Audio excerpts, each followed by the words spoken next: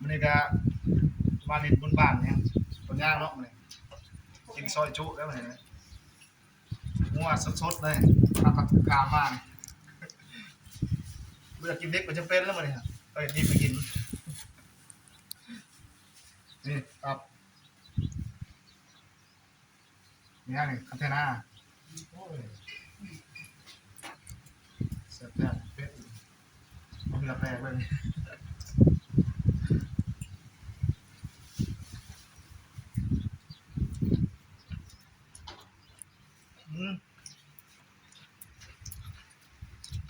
กับชานั่งเล่นกินหน่อยตอนเราคนนี้ต้องนั่งเลยคู่กันเนี่ย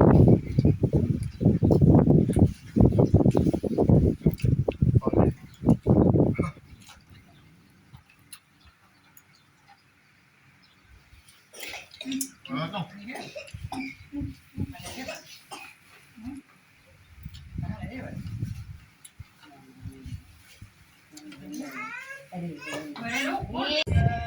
กินเรียกตะมือคือห้าตะแนวกิน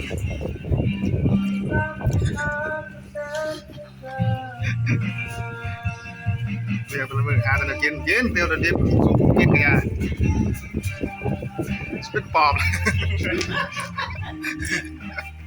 สนุกมาเนี่ยเห็นใจ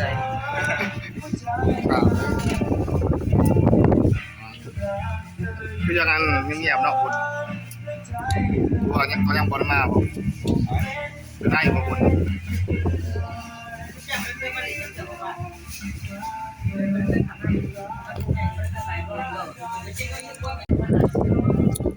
กินดีกินดิบ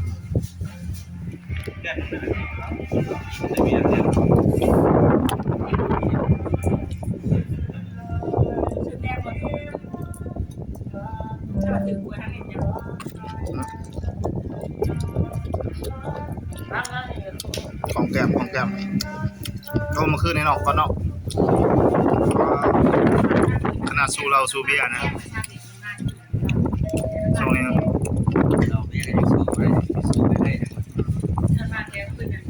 พอเนาะต้องสู้ไปแล้วมีกินไปเป็นแบบหนุ่มสบายเงาะด้วยเกลียดด้วยเนาะ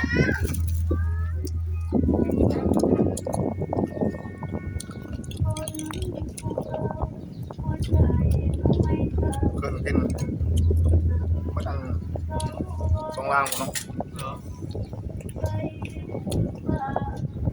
โรงเรียนมาอยู่เอา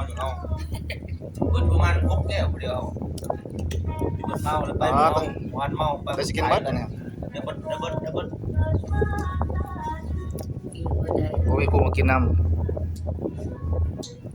กินไปหลายเกี่ยวไปเจอจอกน้ำจอกไปทำไมเนี่ยก็ถือว่า